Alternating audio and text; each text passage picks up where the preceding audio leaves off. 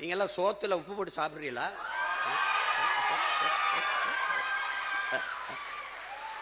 நம்ம சொல்றத எடுத்து சொல்றதுக்கு யாருக்கும் மனசு இல்லை. நம்ம வளரக்கூடாதுன்னு நினைக்கிறாங்க. எதற்காக நாங்கள் வெல்லக்கூடாது என்று நீங்கள் நினைக்கிறீர்களோ அதற்காகத்தான் நாங்கள் வென்றே தீர வேண்டும் என்று போராடுவோம். ஏன் நான் வெல்லக்கூடாது என்று நீர் நினைக்கிறீரோ அதற்காகவே நான் வென்றே தீர வேண்டும் என்று களத்திலே நிற்கிறேன். இப்பவும் சொல்லுவேன், எப்பவும் சொல்லுவேன், நீ ஜஸ்ட் டிலே. என்னுடைய வெற்றியை சற்று தள்ளி போடலாம், ஆனால் தடுத்து விட முடியாது. என் கனவு பெரிது. இந்நேரம் அந்த ஒரு மாதம் என்னுடைய கையில் ஆட்சி இருந்ததுன்னா ஒரு பய தூங்கி இருக்க முடியாது. என்னென்னவோ நடக்குது என் நாட்டில் இருப்பான். பொம்பளை பிள்ளைய வன்புணர்வு செய்து 10 வயசு பிள்ளைய கொண்டு விட்டான்னா அவங்க அம்மா குடிச்சிருந்தாங்க. டேய், யாரா நீங்கெல்லாம்?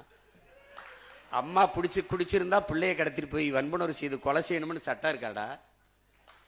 டேய், அவளே குடிச்சிருந்தாலும் தொடக்கூடாதுடா. அவளே குடிச்சிருந்தாலும் தொடக்கூடாது. சரிடா, என் தாயை குடிக்கிற நிலையில் தள்ளியவன். அதான்டா கேள்விங்க. எந்த தவறையும் சரி செய்யறது என்ன? அப்படி அவர் செய்யலையா, இவர் செய்யலையா? இருக்குடா, அவங்களுக்கு இருக்கு. எவ்வளவோ பார்த்துட்டோம், இதை பார்க்க மாட்டோமா? ஒவ்வொன்றையும் பாருங்க, ஒவ்வொரு செயல்களையும் பாருங்க.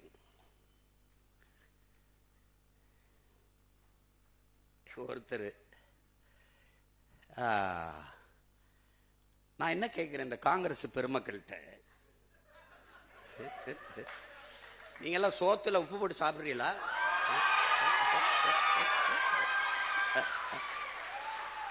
உங்களுக்கு மானம், ரோசம், சூடு, சொரணை, வெக்கம் இதுல ஏதாவது ஒண்ணு இருக்க. ஆனா எல்லாரும் நல்ல கசங்காத வேட்டி சட்டை மட்டும் வெக்க மயிர் இல்லாம கட்டிக்கிறீங்க. வெக்க மயிர் இல்லாம எதுக்கு? இப்பதான் திமுக காரனுக்கு அறிவு வருது. அவன் இவரா எங்களுக்கு பகுத்தறிவு புகட்டினார், ஊட்டினார், காட்டினார். மங்கினில அவனை அன்னைக்கே வேட்டியை காணான் சட்டை காணான்னு ஓட விடுறத விட்டு அவனை கூட கூட்டி வச்சு, இங்க பேரு 10 MP வச்சிருக்கான். 10 நாடாளுமன்றம் திமுக போட்ட பிச்சையில வச்சிருக்காரு. இப்ப உண்மையில மானச ரிசைன் பண்ற, விலகி இடைத்தேர்தலை சந்திச்சு உன் டிவிக்கோட போய் இந்த டிவிக்கு போய் நின்று வாடா வா வென்று வாடா, நீ போடா. கூட்டணி பெரிய கூட்டணி இல்ல, ஆட்சி அதிகாரத்தில் இருக்க நீ அவனோட கூட்டணி வச்சு இடைத்தேர்தல் செஞ்சு 3 ஆண்டு இருக்கு. ரிசைன் பண்ண உடனே இந்த இடைத்தேர்தல் வச்சு நின்றுவா, வென்றுவா. நீ பாப்ப திமுக தயவுல இந்த தேர்தலில் ஒரு மாநிலங்களவை உறுப்பினர் சீட்டு, அவன் யாருன்னே தெரியல, வேறு வாய்க்கு நிலை இல்லை. இந்த காங்கிரஸை ஏன் கொல்லணும்? ஏன் இந்த இடத்துல எங்க மாமா திருநாவுக்கரசுக்கோ இல்ல ஐயா தங்கப்பால் மாதிரி மூத்த தலைவருக்கோ, எங்க மாமா திருநாவுக்கரசுக்கு அந்த இடத்த கொடுக்க கூடாதா? அந்த மாநிலங்களவை உறுப்பினரா பேரை இன்னைக்கு வரைக்கும் எனக்கு ஞாபகத்தில். காலையில கூட கேட்டேன் எங்க அண்ணன்ட்ட, அண்ணன் அந்த யாருன்னு. ஏதோ சொன்னாரு, தஸ்கோவிஸ்கி மாதிரி ஏதோ ஒன்று சொன்னார்ல. அவர் நாக்பூர்ல வேலை செய்யறாரு, நாகாலாந்துல நல்லா வேலை செய்யறாரு. ஏன் ஊருக்கு என்ன வேலை செய்வார்? இந்த திமுகவால தேர்வு செய்யப்பட்டு போன நாடாளுமன்ற உறுப்பினர்கள் என் நிலத்திற்கு, என் மண்ணுக்கு, என் மக்களுக்காக பேசிய ஒரு வார்த்தை விடு. இந்த மாநிலங்களவை உறுப்பினராக சென்றவர் என் மண்ணுக்கு மக்களுக்குமாக என்ன பேசுவர்? இப்போது இந்த டிவிக்கு ஆட்சி இவர்களால் தேர்வு செய்யப்பட்டு இன்னைக்கு போயிருக்காரு ஒருவர் மாநிலங்களவை உறுப்பினர். இவர் மீதி இருக்கிற 2 ஆண்டுகளில் என்ன பேசுவார்? வாக்கு என்னது, என் மக்கள் இது எப்படி இருக்கு? இங்க பாருங்க, இந்த டிவிக்கு காங்கிரஸ் ஓட்டு இல்லை. இந்த காங்கிரஸ் வெல்வதற்கு டிவிக்கே ஓட்டு இல்லை. ஆனா தேர்தலுக்கு அப்புறம் 2 நல்ல ஓட்டு. எப்படி? 5 உறுப்பினர் வச்சா 2 அமைச்சர் வச்சிருக்கான். அதுல ஒரு மாநிலங்களவை வாங்கிட்டு போறாரு. இந்த மாநிலங்களவை உறுப்பினர் திமுக வீட்டில் தட்டேந்து ஒரு சீட்டு, இந்த டிவிகே வீட்டில் தட்டேந்து, வீடு வீடுக்கு கையேந்தி பிச்சை எடுக்கிறது, இந்த வீடு கட்சிக்கு கட்சி தட்டேந்து இந்த சீட்டு வாங்குறதுக்கு வித்தியாசம் என்ன இருக்கு உனக்கு? நீ எதுக்கு இது ஒரு கட்சின்னு வச்சுக்கிட்டு பேசிட்டு இருக்க? நீ எதுக்கு ஒரு கட்சின்னு வச்சு பேசிட்டு இருக்க? நீ இது ஒரு கட்சி.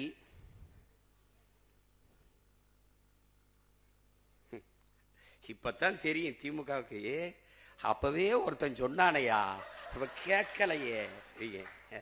இப்போ போறவர்கள் பதவிக்காக போவார்கள், வேற எதுக்கு? மக்கள் உதவிக்காக போவார்கள். அவ்வளவு மகான்களா, புற மகாத்மாக்களா? விலகு. எங்கூர்ல ஒரு மகான் வென்றிருக்காப்ல, ஐயா ராஜீவ் காந்தியுடைய சொந்த சின்னத்தா மகன், அருமை சகோதரர் ராகுல் காந்திக்கு very close relation, Manik Tagore அவர் பேரு. அவரு தம்பி உதயநிதி கிட்ட கேள்வி கேட்கிறாப்ல, தமிழக முதலமைச்சர் மேகதாது அணைக்காக மோடி அவர்கள் பிரதமர் மோடிக்கு கடிதம் எழுதியிருக்கிறார், நீங்கள் ஏன் சைலண்ட் மோடுக்கு போனீர்கள்? இப்ப இது உதயநிதி நாடு ஒண்ணு மட்டும் இல்ல, இது ஏன் நாடு, இது என் உரிமை. மேகதாதில் அணை கட்டியே தீர்வேன் என்று சொல்பவன் எவன்? அவன் யாரு? காங்கிரஸா இல்ல வேற கட்சியா? அவன் யாரு? இவங்கள மாதிரி ஒரு கேடு கட்டம் பிறந்து சிவகுமார் முதலமைச்சர் இருக்கிற அவரு, ஓ விஜய் வெரி இம்மெச்சூர்டு பாலிட்டிஷியன். அவன் சொல்லியிருக்கான் இம்மெச்சூர்டு பாலிட்டிஷியன். அவர் சொல்றார் இம்மெச்சூர்டு பாலிட்டிஷியன், அது தமிழ்நாடு டிஎன்சி, அதை தமிழ்நாடு காங்கிரஸ் அவரோட கூட்டணி வைக்கும், அகில இந்திய காங்கிரஸ் திமுகவோட தான் இருக்கும்னு. என்னடா கட்சி இது? என்னடா கட்சி? அவர் ஒண்ணு பேசியிருக்காருல்ல, பேசிட்டு போறாப்ல. தங்கச்சி சோதிமணி ஒரு கட்சி வச்சிருக்கு, இவங்க ஒரு கட்சி வச்சிருக்காங்க, எங்க ஐயா சிதம்பரமா அவர் மகன் ஒரு கட்சி வச்சிருக்காங்க. இப்ப நான் என்ன சொல்றேன், ஐயா மாணிக் தாகூர் அவர்கிட்ட, என் அருமை சகோதரன்ட்ட, என் உடன் பிறந்தார்ட்ட கேட்கிறேன், உங்களுடைய தன்மானத்தை, உங்களுடைய கட்சியின் மீது இருக்கிற பற்றை நான் மதிக்கிறேன். ஆனால் நீங்க திமுக வாக்குல தான் வென்றிருக்கிறீங்க. நீங்க ஒரு 2000 வாக்கு வித்தியாசத்துல தம்பி விஜய் பிரபாகரனை வீழ்த்திருக்கீங்க. அதெல்லாம் நான் வெற்றியாவே கருதல, போனா போதுன்னு விட்டாங்க. இப்ப நீங்க இந்த பதவி விலகுங்க, விலகிட்டு திமுகவை கடுமையா சாடுங்க, டிவிக்கு கூட்டணியில வந்து நில்லுங்க, போட்டி விட்டு வெல்லுங்க, என்ன வேணாலும் பேசுங்க. என் வீட்டு சோத்தை தின்னுட்டு உடம்ப வளர்த்துக்கிட்டு என்னை எதிர்த்து பேசுறதெல்லாம் எவ்வளவு அநாகரிகம். நீ திமுக காரன் ஓட்டுல வென்றுட்டு பூத்து வாக்கக முகவர் போட வக்கு இருக்கா உனக்கு? ஒரு தொகுதியில தனியா நின்று எந்த இடத்துல கட்டுத்தொகை வாங்குவியா? வாங்குவியா நீ? நான் தோத்தாலும் 4 விழுக்காடு வச்சிருக்கேன், நீ வென்றா கூட வராத அவ்வளவு. என்ன உனக்கு? அது ஒரு கட்சி. இவர் வாயை திறந்தா மன்னராட்சி வாரிசு அரசியல். மன்னராட்சி வாரிசு அரசியலின் ஆட்சின்னு இருக்குல்ல, தோற்றுவா இருக்குல்ல, மூலம் இருக்குல்ல, அவர் உன் பக்கத்துல தான் இருக்காப்ல. யாரு? நம்ம ஐயா ராகுல் காந்தி. ராகுல் காந்தி இருக்காரு, அவர் என்ன புதிதா ஏழை எளிய மகன் கட்சி ஆரம்பிச்சிருக்காப்லையா? எவ்வளவு வசதியா பாருங்க. இது மன்னராட்சி, ஆம், இது வாரிசு அரசியல் சரிதான். ஆனால் இந்த வாரிசு அரசியலின் முன்னோடி மூலம் காங்கிரஸ். காங்கிரஸ் தேர்தல் முடியும் முதல் நாள் ஓட்டு போடுறதுக்கு முதல் நாள் பேசுறாப்ல, தேர்தலுக்கு பிறகு ஸ்டாலின் அவர்கள் போய் மோடி அமித்ஷா காலிலே விழுவார் அப்படின்னு. 2 வாரத்தில் இவர் போய் விழுகிறாப்ல.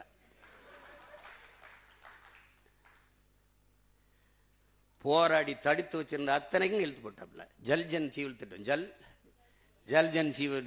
ஜல்ஜீவன் ஒரு குடிநீர் திட்டம். ஒரு நாட்டு குடிமக்களுக்கு, வாக்கு செலுத்தின குடிமக்களுக்கு தண்ணி கூட கொடுக்க துப்பு இல்லை.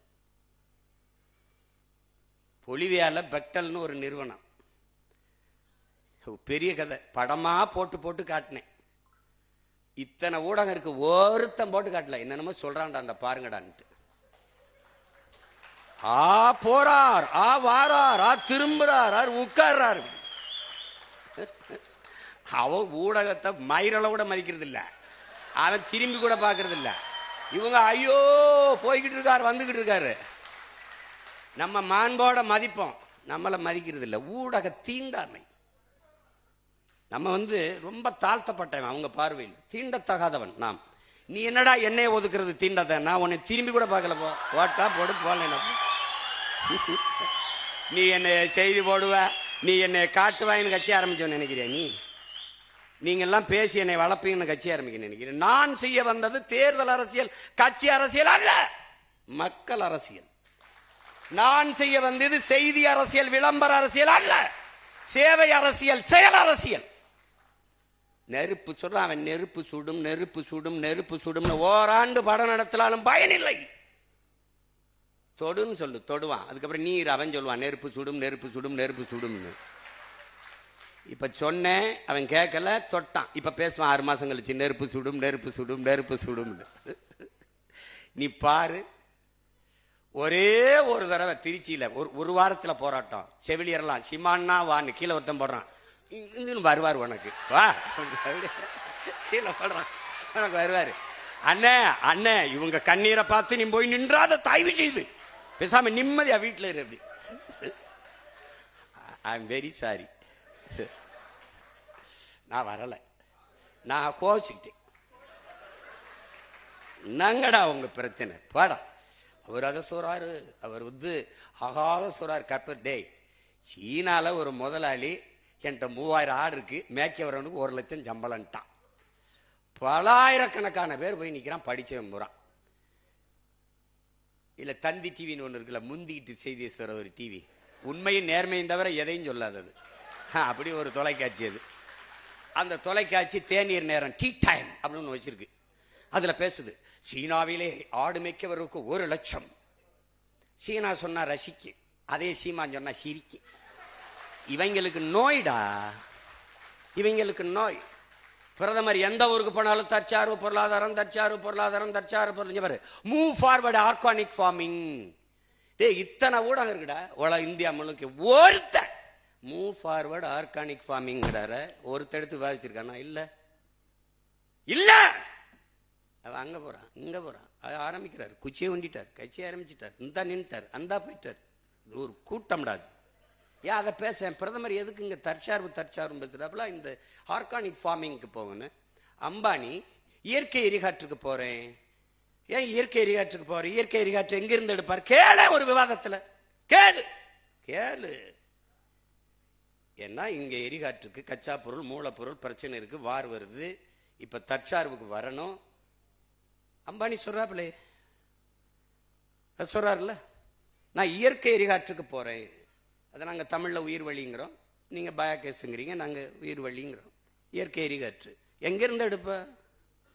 எங்க இருந்து எடுப்ப? என் மாட்டு சாணி தாண்டா வந்து நக்கனு. நீ என் மாட்டு சாணி தான் வரும். அத நான் சொன்னா வலிக்குது, நான் சொன்னா வலிக்குது. சரி, இந்திய அரசு கழுத வழக்கு 50 லட்சம் மானியம் கொடுக்குது, அதை ஒரு தடவை போடு. உனக்கு நோய்டா. நீ என்ன எப்படா என்னை காலி பண்ண? மயிருங்கிறது கெட்ட வார்த்தைன்னு கற்பிச்ச வர அப்பவே மயிர் உன்னை வளர்ந்துருக்கணும்டா. நான் தலையில் இழிந்த மயிரினைய மாந்தர் நிலையில் இழிந்த கடைங்குது. மயிர் நிப்பின் உயிர் வாழா கவரிமா அன்னார் உயிர் நிப்பர் மானம் வருங்குது என்னுடைய வேதம் பாடுதுடா. மயிர் அவளை கெட்ட வார்த்தைன்னு நான் மயத்துக்கு தலையில் வச்சு சிரைச்சிட்டு போ. கொட்டுனா போட்டிதானே, என்ன மயத்துக்கு விற்க மாட்டா? போய் நடுற 3 லட்சம் 4 லட்சம் செலவழிச்சிட்டு உயிரை கொடுத்த சாமிக்கு இதை வளர்த்து சடசடையா சிறைக்கிறியா? அப்ப மயிரளவுக்கு தான் அவரை மதிக்கிறியா? அவனுக்கு காணிக்கையா மடியும் மயிரை கொடுக்குறீன்னா அது புனிதமானதா கெட்டதா? என்னடா கற்பிச்ச நீ? எனக்கு என்னடா கற்பிச்ச? மயிறு கெட்டது, அப்ப மயிரை வெட்டி அழகுபடுத்துகிற அவன் தாழ்த்தப்பட்டவன் நீ கற்பிச்ச. நீ உன்னைய தொலைக்காம போக மாட்டேன். கால் செருப்பு இல்லாம நடக்க முடியல, தச்சு தரவன் இழிந்தவன். நீ இப்படி நோயாக்குனாடா இன்னையே. படிப்பொருள்னா படிப்பொருள் விடு. ஆடு மாடு வாழை மேய்க்க தலாய்க்கு, பன்னி மேய்க்க தலாய்க்கு, கழுத மேய்க்க தலாய்க்கு, பட பைத்தியக்கார. என் தம்பி லியோடா மரபு வழி வீடு கட்டுறவன்டா. காரைக்குடியில் எங்க ஊருக்கு செட்டிநாடு வீடு மாதிரி என் தம்பி லியோ. தருமபுரியில் ஒருத்தர் வீடு கட்டுறான்டா, படையாச்சிடா, 2 கோடிக்கு கட்டுறான்டா வீடு.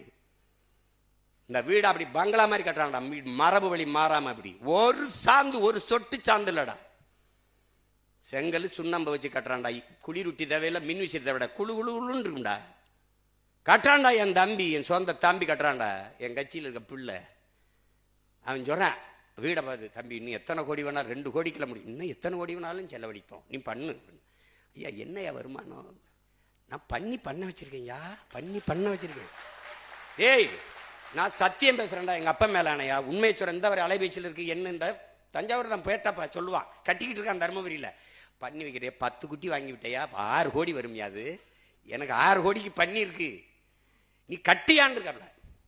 படையாச்சி பண்ணி வளர்த்து சம்பாரிச்சுக்காண்டா பைத்தியக்கார பயல. எங்க பொருளாதாரம் இருக்குன்னு தெரியாது. கிறுக்கா அரசா மருத்துவமனைக்கு வெளியில் வரும்போது கழுதப்பால் ஒரு இது 1000 ரூபாய்டா. ஒரு என்னது அது சொல்றது, ஒரு சங்க 1000 ரூபாய்டா. மருந்துடா. கழுதமை கட்டலாய்க்கு, ஆடு மாடு மேய்க்க தலாய்க்கு. டேய் நீங்க எல்லாம் அறிவு இருக்கிறவங்களாடா. வேளாண் துறைக்கு ஒரு அமைச்சர் போட்டிருக்க, என்ன புடுங்கிறதுக்குடா போட்ட, எதுக்குடா போட்ட? அவன் அரசு அமைச்சர், அவருக்கு ஒரு கான்வாய், அவருக்கு ஒரு வீடு, அவருக்கு ஒரு பெரிய இது. அவர் அரசு அமைச்சர். கால்நடைத்துறைக்கு ஒரு அரசு அமைச்சர், பால்வளத்துறைக்கு ஒரு அமைச்சர். இவன் 3 பேருடைய வேலை என்னடா சொல்லு. நாங்க பின்னோக்கி இருக்கிறோம், இவருக்கு முன்னோக்கி போறாங்க. பால்வளத்துறை அமைச்சருக்கு வேலை என்ன? பால் இருக்குடா, வளம் எங்கடா? கால்நடையே இல்லை, எதுக்குடா கால்நடை துறைக்கு தண்ட கர்மாந்தரத்துக்கு அமைச்சர் போட்டு கேட்டீங்க வாடா. எதுக்கு போட்ட? வேளாண் பல்கலைக்கழகம், வேளாண் கல்லூரி, வேளாண் துறைக்கு அமைச்சர். அப்ப அவனுக்கு எங்கடா வேலை கொடுப்ப? வேளாண்மை அரசு பணி ஆக்குனாதான்டா அவனுக்கு வேலை கிடைக்கும். இப்ப வேளாண் துறை அமைச்சருக்கு வேலை என்ன?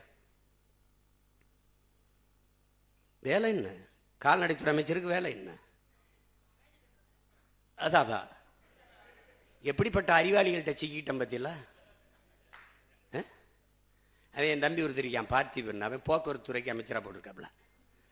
அவன் அந்த ஊர் மாவட்ட ரசிகர் மன்ற தலைவர். வால்வோ பஸ் உரிமையாளர்கிட்ட போய், நீ தாண்டா ஓட்டுறாத, வால்வோ பஸ் கவர்மெண்ட் தான் ஓட்டுது, அது நீ தம்பி சாப்பிட்டு வந்திருக்க, நான் பசுவோடு இருக்கேன். அது இல்லையே அவர் சொல்றதுக்கு, இது இல்லையே பதில். அது முன்பதிவு செஞ்சவங்க எல்லாம் விட்டுட்டு இங்க காத்திருந்தவங்களை ஏத்தி விட்டேன் அப்படின்னு. எப்படி இருக்கு? பாட்டலுக்கு 10 ரூபா, பாட்டலுக்கு 10 ரூபா, பாட்டலுக்கு 10 ரூபாய்ன்ட்டு அதிகாரத்துக்கு வந்தோன்னா பாட்டலுக்கு 10 ரூபா அப்படிலாம் கிடையாது. அதெல்லாம் நிறுத்த முடியாதுங்க, ஒரே நாள் சினிமா மாதிரிலாம் முடியாது. யார் அமைச்சர் வியாக்கியானம் இல்ல, அங்க ஊழியர்களுக்கெல்லாம் அவர்களுக்கு காசு செலவுக்கு இந்த பாட்டில் எடுத்து வைக்கிறது, அதுக்கெல்லாம் அது 10 ரூபாய்க்கு வித்தாத்தான் அப்படின்னு. இவ்வளவு தர்ம நியாயத்தை உங்காலும் சொல்லலப்பா. மதுரையில் பேசும்போது நம்முடைய மாண்புமிகு முதல்வர் ஐயா அவர்கள், இந்த மீனவர்கள் இதற்காக நீங்கள் மோடிஜி நீங்கள் கச்சத்தீவை மீட்டு கொடுத்துருந்தா அது போதும். இப்ப மீன்வளத்துறை அமைச்சர்கிட்ட, சார் இந்த கச்சத்தீவை மீட்கிறது அதிகாரி 3 தடவை நோ கமெண்ட்ஸ் அமைச்சர், அது இப்ப நம்ம பேச தேவையில்லை, நோ கமெண்ட்ஸ். ஏண்டா நோ கமெண்ட்ஸ் சொல்றதுக்காடா இவ்வளவு பேர் கிளம்பி வந்தீங்க? அவன் அந்த அமைச்சர் பெருமகன், நாங்க தூத்துக்குடிய ஒரு போர்ட் நகரமாக, துறைமுக நகரமாக, அதான் எங்க தலைவருடைய. டேய் அது துறைமுக நகரம் தான்டா அது. இப்ப நம்ம கடல்ல விழுந்து சாகிறதா இல்ல கிணத்துல விழுந்து சாகிறதா? எங்க எந்த பக்கம் போறது? எங்க பார்த்தாலும் முட்டுச்சந்து மூத்திரச்சந்தாரு. கருமம் 436 திட்டங்களை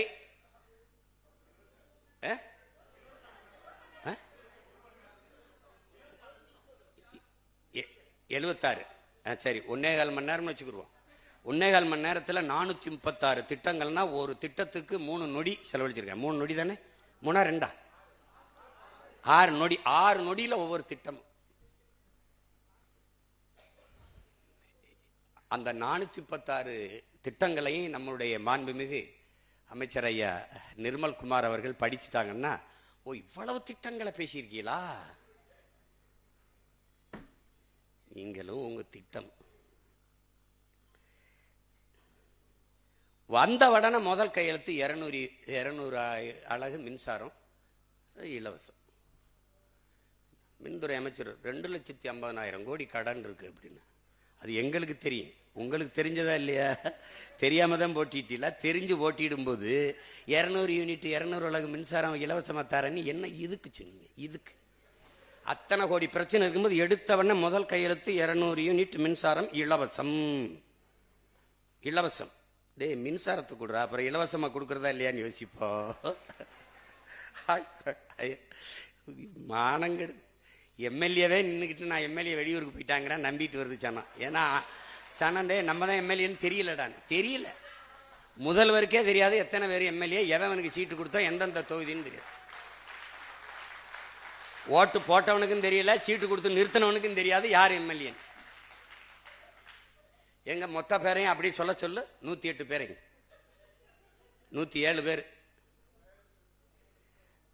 மக்கள் விரோத ஆட்சியை நான் மக்கள் விரோத ஆட்சியை மக்கள் விரோதம். எது மக்கள் விரோதம்? ஒருத்தர் 2 தொகுதியில் நிக்கிறதாண்டா முதல் மக்கள் விரோதம். இன்னொரு ஜனநாயகத்தில் இன்னொரு கணக்கான வாய்ப்பு பறிக்கப்படுகிறது. முதல் விரோதம். இரண்டாவது, நீங்க 2 தொகுதியில் வென்று ஒரு தொகுதியை பதவி விலகிற போது வலுக்கட்டாயம் அங்கு ஒரு இடைத்தேர்தல் திணிக்கப்படுகிறது. அந்த தேர்தலுக்கு குறைஞ்சது 10 நாள் 15 நாள் விடுமுறை விடணும். அங்க இருக்கிற அதிகாரிகள் வேலை செய்யணும், அங்க இருக்கிற பள்ளி கல்லூரி விடுமுறை விடணும், எல்லா அதிகாரிகளும் வேலை செய்யணும். அதுக்கு குறைஞ்சது 20 கோடி செலவு பண்ணணும். நீங்க விலகினதோட இல்லாம பல பேரை விலக சொல்லி வேற சேர்த்துட்டிய. ஏன்னா நீங்க தூய சக்தி இல்ல. நீங்க அது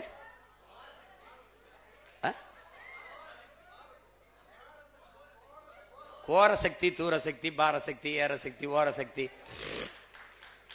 எங்க ஊர்ல வருவாங்க குடுகுடுப்புக்கு, நல்ல காலம் பிறகு நல்ல காலம் பிறகு அடிச்சுக்கிட்டு ஏதோ ஒண்ணு.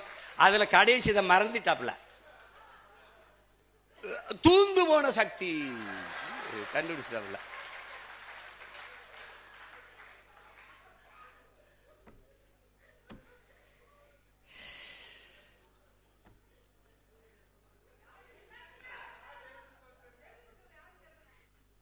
அது நசிருதீன் சார் சொல்றாப்ல, புகழ்பெற்ற நடிகர், உங்களுக்கு இந்த நகரம் தீப்பற்றி எரிகிறதுல வருத்தம் இருக்கு, எனக்கு இந்த பைத்தியக்காரங்கையில தீப்பெட்டி எவன் கொடுத்துருங்கிறது வருத்தமா இருக்கு சொல்லியிருக்காப்ல. அது மாதிரி கொடுமையான ஒரு கூட்டமிடாது. அவர் வந்து எழுதினாப்ல,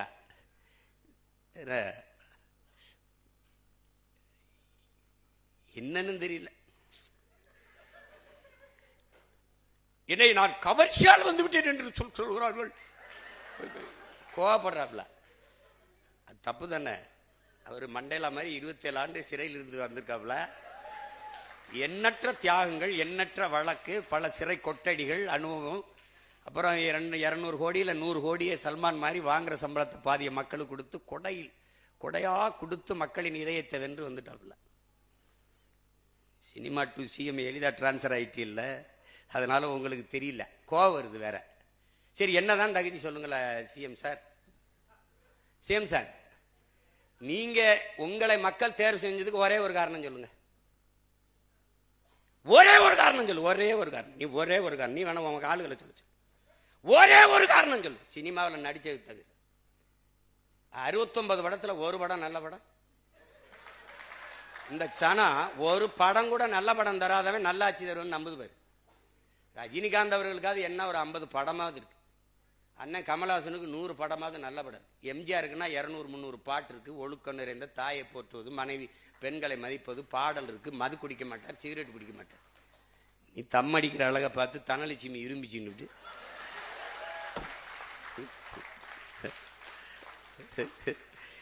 ஏதோ ஒரு கர்மம்.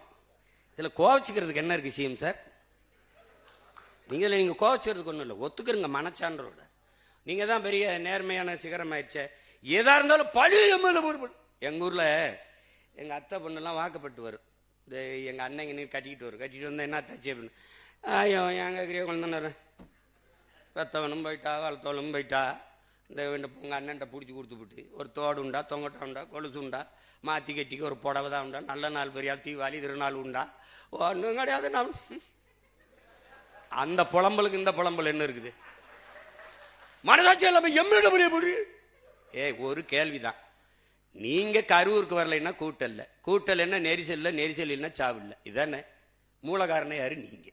அந்த குற்ற உணர்வோடு நானும் ஒரு காரணமா இருந்துட்டேன், வருந்துறேன்னு இதுவரை நீங்க ஒரு வார்த்தை பதிவு செய்யல சிஎம் சார். நீங்க பதிவு செய்யல. ஆனால் நீங்க மக்கள்கிட்ட ஒரு வேடத்தை போட்டு எம்எல்ஏ போட்டாரியா. ஸ்டாலின் ஐயா அரசு போட்டுருச்சு. நான் ஈரோட்ல இடைக்க தேர்தலில் 5 நிமிஷம் கூட பேசிட்டேன்னு வழக்க போட்டு போக ஒரு நாள், ஏன்னா சரியா 10 மணிக்கு நிக்கணும். அப்ப முத நாளே போய் தங்கணும். அடுத்த நாள் பாதிக்கு மேல நேரம் ஆயிருது. அப்ப 2 நாள் என் நேரத்தை, எனக்கு ஒவ்வொரு நொடியும் உயிர் நொடி 2 நாளா வீணடிச்சிட்டாப்ல. 5 நிமிஷம் கூட பேசிட்டேன்னு வழக்க போட்டு. ஆனா 41 பேர் மரணத்திற்கு ஒரு முதல் தகவலுக்கு ஒரு எஃப்ஐஆர் கூட பதிவு பண்ணாத கோழை அரசு திமுக அரசு. தற்காத்து விட்டவன் இந்த பிஜேபி, இந்த ஏடிஎம்கே, இந்த 2 பேரும் சேர்ந்து உண்மை கண்டறியும் குழு. ஏன் அந்த தூத்துக்குடி துப்பாக்கி சூட்டுக்கு உண்மை கண்டறிய வரல? ஆந்திர காட்டுக்குள்ள 20 பேர் சேர்த்து உண்மை கண்டறிய வரல? ஏன் கண்டறிய வரல? ஏன் உடனே வந்து உண்மை கண்டறியும் குழு? திமுகவை எதிர்த்தவன இவர் ஐயா அதிமுக எடப்பாடி ஐயா குறுக்க விழுந்து சட்டசபையில பேசி அவ்வளவு பெரிய சபையில் ஆதரிச்சு பேசணும்னு இவர் பாய்ந்துட்டாப்ல. இன்னைக்கு அழகா சொல்ற எம்எல்ஏ பழிய போட்டு, எம்எல்ஏ பழிய போட்டாங்க. பழி இப்போ உங்ககிட்ட இருக்கு, உளவுத்துறை இருக்கு, காவல்துறை இருக்கு, எல்லாம் சிபிசிஐடி இருக்கு, எல்லாம் இருக்கு. ஒரு அதிகாரி ஒரு சிறப்பு குழுவை போட்டு கண்டடிச்சு என்ன உலகம் புறாவ கரூர் 2 தெரு விசாரிச்சு என்ன நடந்ததுன்னு நீங்க தான் வெள்ளரிக்கை எல்லாத்துக்கும் கொடுப்பீங்க. ஒரு உண்மை அறிவிக்கையை விடுங்க பிளீஸ். நீங்க மனச்சான்றோட பேசுறீங்க, நீங்க நேர்மையாளர் தான், நிறுவீங்க. இதுதான் நடந்தது, இந்த அரசு இந்த மாதிரி என் மேல பழியை போட்டது, நிறுவீங்க சேம் சார், நிறுவீங்க. இப்போ தெருவுக்கு தெரு கஞ்சா, வீதி வீதி கஞ்சா, அப்படி போத பொருள் எல்லாம் கொண்டாந்து விட்டு விட்டு இப்ப இன்னைக்கு என் மேல பழிய போடுறாங்க. ஏய், தெருவுக்கு தெரு கஞ்சா விற்கணும் தெரிஞ்சுதானே நான் வந்து போதை ஒழிக்கிறேன்னு சொல்லிட்டு வந்தியே.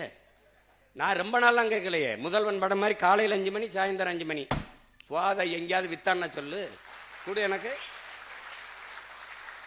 இவங்க எப்படிப்பட்ட ஆளுக பாரு. கஞ்சா இங்க விக்குது, கொக்கைன் இங்க விக்குது, மெத்தப்பட்டமன் இங்க விக்குது, ஆபின் இங்க விக்குது. யாருக்கு தெரியுது? வாங்கி பயன்படுத்துறவனுக்கு.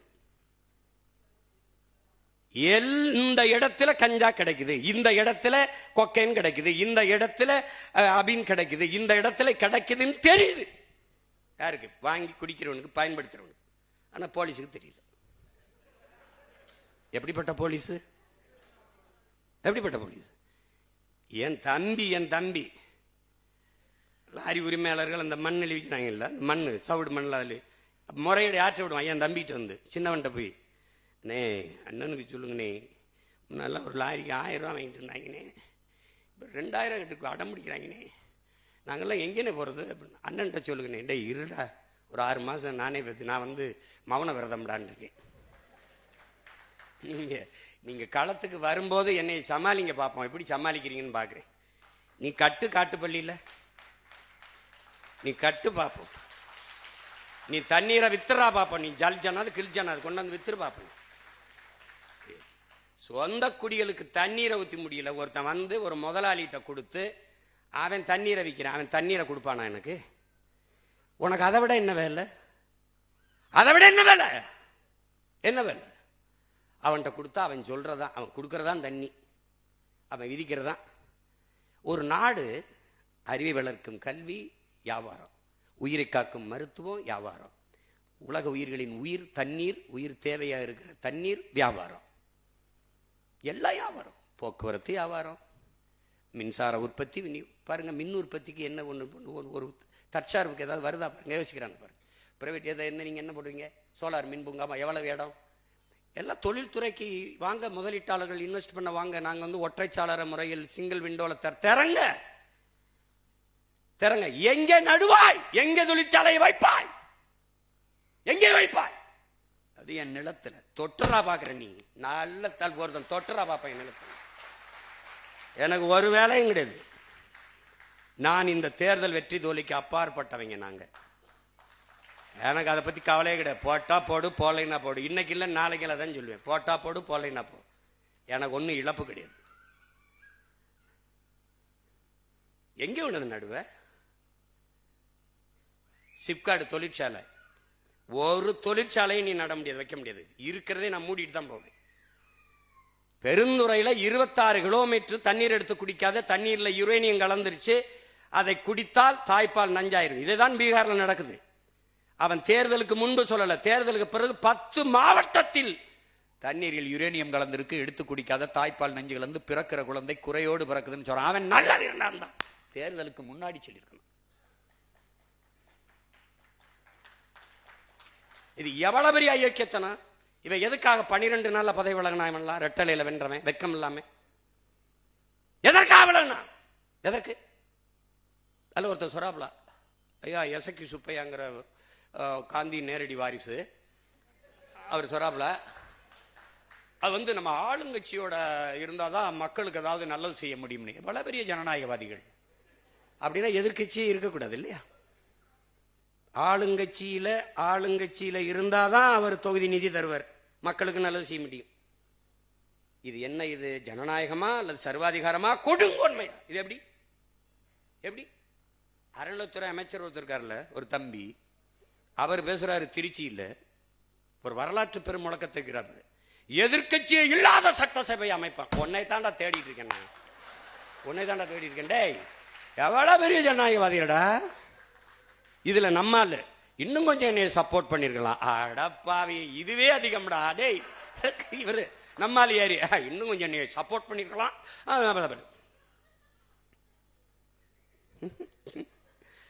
கொடுமடா டேய். பொலிட்டிக்கல் டிசாஸ்டர் நடந்துருச்சு, அரசியல் பேரிடர். அதை மக்களை அனுபவிச்சுக்கிற வேண்டியதுதான். நம்ம நான் என் பிள்ளைகள்ட்ட சொல்லிட்டேன், பிசிக்கல் ஃபிட்னஸ் மென்டல் ஃபிட்னஸ் ரெண்டையும் பண்ணிட்டு இரு, களம் நமக்கு காத்திருக்கு. எனக்கு கற்பிச்சவன் சொன்னான், எனக்கு என் தலைவன் எங்களுக்கு கற்பிச்சான். என்ன கற்பிச்சான்?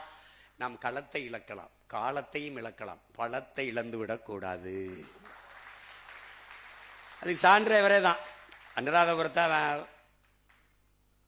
அடிச்சு பிடிச்சிட்டான், ஆணையரவை அடிச்சு பிடிச்சிட்டான். ஆணையரை பிடிச்ச பிறகு அப்புறம் போயிடுச்சு களம். ஒரு கால் இருக்கு அண்ணன், உங்களுக்கு தெரியும் நம்ம அண்ணன் பால்ராஜ், ஒரு கால் தான் கட்டக்கால். இன்னைக்கு அந்த போர் காட்சியில் எடுத்து இந்த கால் இந்த பிறகு இப்படி இருக்கும், இப்படி எடுத்து வைப்பாப்ல. சகதிக்குள்ள கட்டக்கால் மடிச்சுனா வராதுல்ல, அப்படி தூக்கி வச்சு போவாப்ல, வாக்கியோட பேசிக்கிட்டு அடிச்சு பிடிச்சிட்டாரு. அப்ப என்ன சொல்ற, அதுல என்ன தெரியுதுன்னா, களத்தை இழந்தோம், காலத்தை இழந்தோம், ஆனா பலத்தை இழக்கல, திருப்பி அடிச்சு பிடிச்சிட்டாப்ல. அதான் நமக்கு கற்றுக் கொடுத்தது. நீ தயாராயிரு, நமக்கான களம் நம்ம தயார் செய்ய வேண்டியதில்லை, அவர் தயார் செஞ்சு தருவாப்ல.